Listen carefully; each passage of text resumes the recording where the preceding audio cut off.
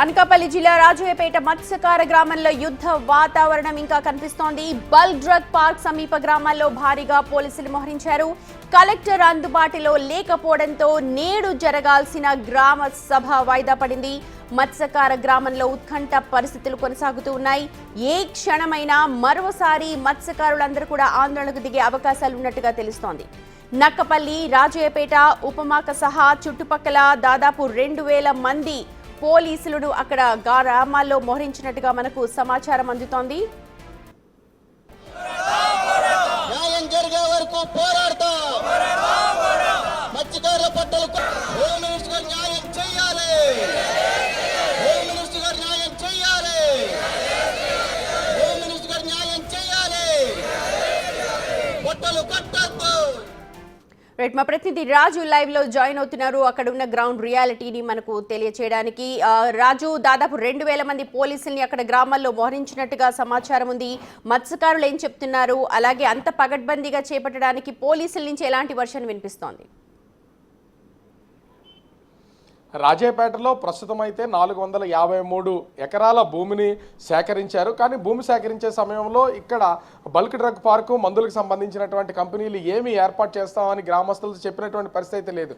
అప్పుడు అంగీకరించినటువంటి వాళ్ళు ఒక్కసారిగా బల్క్ డ్రగ్ పార్క్ నిర్మాణం చేపడతామని తెలిసినటువంటి వెంటనే దీన్ని వ్యతిరేకించడం స్టార్ట్ చేసినటువంటి పరిస్థితి అయితే ఉంది. మనకి కనిపిస్తున్నటువంటి టెంట్లో మొత్తం గ్రామానికి సంబంధించినటువంటి వాళ్ళందరూ కూడా తమ ఆందోళన అయితే కొనసాగిస్తున్నటువంటి పరిస్థితి అయితే ఉంది. ఇప్పటికీ 32 రోజులుగా ఇక్కడ మత్స్యకారులు తమ ఆందోళన అయితే కొనసాగిస్తున్నారు. ఒక గ్రామమే కాదు, మొత్తం దాదాపుగా 1773 ఎకరాల వరకు కూడా ఈ బల్క్ డ్రగ్ పార్క్ కోసం సేకరించాల్సి ఉంది. దాంట్లో 453 ఎకరాలని ఇప్పటికి సేకరించినటువంటి నేపథ్యంలో ఆ గ్రామానికి సంబంధించినటువంటి రాజయ్యపేట గ్రామస్తులందరూ కూడా ఆందోళన కొనసాగిస్తున్నారు. నేషనల్ హైవేని దిగ్బంధం చేసినటువంటి పరిస్థితి అయితే ఉంది. అటువంటి సమయంలోనే అటు జిల్లా కలెక్టర్, నేను మీ గ్రామానికి 3 రోజుల సమయం ఉండి 3 రోజుల్లో నేను మీ గ్రామానికి వస్తాను, మీ గ్రామానికి వచ్చి ఇక్కడ మీ సమస్యను పరిష్కరించే దిశగా చర్యలు చేపడతానని చెప్పినటువంటి పరిస్థితి అయితే ఉంది. కానీ 3 రోజులు గడిచిన తర్వాత ఈ రోజు ఉదయం 11 గంటలకి జిల్లా కలెక్టర్ వచ్చి మొత్తం గ్రామానికి సంబంధించినటువంటి వాళ్ళందరితో కూడా మాట్లాడతానని చెప్పిన తర్వాత వీళ్ళకి నిన్న సాయంత్రము రాత్రి సమయంలో వీళ్ళకి ఒక మెసేజ్ అయితే వచ్చింది. జిల్లా కలెక్టర్ అందుబాటులో లేరు, ప్రస్తుతం వేరే అంటే ప్రైవేటు కార్యక్రమం కోసం వాళ్ళ సొంతూరుకు వెళ్ళారని ఒక సమాచారం అయితే వచ్చినటువంటి పరిస్థితి అయితే ఉంది. అయితే జిల్లా కలెక్టర్ లేకపోయినా కూడా గ్రామానికి సంబంధించి ఉదయం నుంచి ఇప్పటివరకు దాదాపుగా శ్రీకాకుళం, విజయనగరం, అల్లూరు సీతారామరాజు జిల్లా, అనకాపల్లి, కాకినాడ జిల్లాలకు సంబంధించినటువంటి 2000 మందికి పైనే పోలీసులు ప్రస్తుతం రాజయ్యపేట సహా ఇతర గ్రామాల్లో మోహరించినటువంటి పరిస్థితి అయితే ఉంది. ఇప్పుడు నేషనల్ హైవేకి సంబంధించి నక్కపల్లి దగ్గర నుంచి నక్కపల్లి గ్రామం, అదేవిధంగా ఉపమాక, రాజయ్యపేట గ్రామాలతో పాటుగా ఇక్కడ ముఖ్యంగా చూస్తే దొండవాక, చందనాడ, బోయపాడు, అమలాపురం, తమ్మయ్యపేట, బుచ్చిరాజుపేట, నల్లమట్టిపాలెం, పెదతీర్నాల ఈ గ్రామాలకు సంబంధించి మొత్తము పోలీసులు అయితే ప్రతి గ్రామంలో కూడా ప్రస్తుతం మోహరించినటువంటి పరిస్థితి ఉంది. ఎందుకంటే ఇప్పటికీ జిల్లా కలెక్టర్ వచ్చినటువంటి పరిస్థితి అయితే లేదు. అయితే రాజు, జిల్లా కలెక్టర్ ప్రైవేట్ ఫంక్షన్ లేకపోతే పర్సనల్ పని మీద వెళ్ళారు, కానీ ఆయన రిటర్న్ రేపు ఒకవేళ వచ్చే అవకాశాలు ఉన్నాయా? కలెక్టర్ ఆఫీస్ నుంచి ఏమైనా ఇన్ఫర్మేషన్ ఇస్తోందా? వీళ్ళకి ఎటువంటి మెసేజ్ ఏమైనా ఇస్తున్నారా? అంటే ఇప్పటి వరకు అయితే కలెక్టర్కి సంబంధించినటువంటి ఎప్పుడు వస్తారు, గ్రామస్తులతో ఎప్పుడు మాట్లాడతారనే సమాచారం అయితే ఇప్పటి వరకు ఉన్నటువంటి పరిస్థితి అయితే లేదు. కానీ ఈ నెల 18వ తేదీన రాష్ట్ర హోంమంత్రి వంగలపూడి అనిత, ఇతర ఉన్నతాధికారులు జిల్లా కలెక్టర్తో ఇక్కడ ఒక సమావేశం జరగబోతుందని ఒక సమాచారం అయితే ఉంది. దీనికోసము ఆమె అంటే పర్సనల్ పని మీద బయటికి వెళ్ళారు కాబట్టి అదే రోజు 18వ తారీఖున దీనికి సంబంధించి కార్యక్రమానికి వచ్చే అవకాశం అయితే ఉన్నట్టుగా తెలిసింది. కానీ 18వ తారీఖు సమావేశం ఉంటే ఈ రోజు కలెక్టర్ వస్తున్నారు కాబట్టి జరుగుతున్నటువంటి ఆందోళన 32 రోజులుగా జరుగుతుంది. కానీ ఈ రోజు మాత్రమే ఎందుకు దాదాపుగా 2000 మందికి పోలీసుల్ని ఇక్కడికి తీసుకుని రావాలి, ఇక్కడ పహారా కాయించాలి, దీనికి తోడు చుట్టుపక్కల గ్రామాలకు సంబంధించినట్టు ప్రతి గ్రామంలోనూ ఎందుకు 100 నుంచి 200 మంది పోలీసుల్ని మోహరింప చేయాలి అనేది వీళ్ళు ప్రశ్నిస్తున్నటువంటి పరిస్థితి అయితే కనిపిస్తుంది. ఒక్కసారి మర్మల్ని అడిగే నేను అసలు ఎందుకు ఇంతమంది పోలీసులు పెడుతున్నారనేది కూడా అడుగుతాను. నేను చాలా వరకు కొంత చూస్తే భయభ్రాంతులకు గురి చేసే ఉద్దేశంతోనే ఇది చేస్తున్నారనేది కూడా ఉంది. ఏంటి అసలు మీ గ్రామాలకు సంబంధించి ఇప్పటికీ రాజయ్యపేట నుంచి ఇతర గ్రామాల్లో కూడా చాలా దాదాపు 7-8 గ్రామాల్లో పోలీసులు ప్రస్తుతం మోహరించినటువంటి పరిస్థితి, ఎందుకు ఇలా చేస్తున్నారు అనుకుంటున్నారు?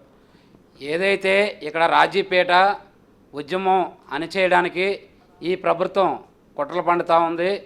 ఈ గ్రామం ప్రజలు, మత్స్యకారులు సంపద పోతుంది, బల్క్ డ్రగ్స్ ఇక్కడ ఏర్పాటు చేయొద్దని చెప్పి మత్స్యకారులంతా కోరుతూ ఉన్నారు.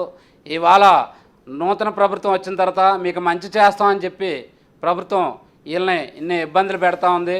దగ్గర దగ్గర నక్కపల్లి హైవే నుంచి 4-5 చెక్ పోస్టుల కింద ఇక్కడ పోలీసులు నిర్బంధం చేస్తూ ఉన్నారు.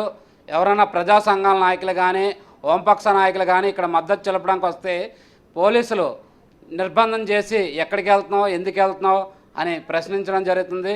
ఇది 18వ తేదీన మరొక సమావేశం జరగబోతుంది, హోంమంత్రి వస్తారని ఒక ప్రచారం జరుగుతుంది. మీకు ఏమైనా సమాచారం ఉందా అసలు దీనికి సంబంధించి?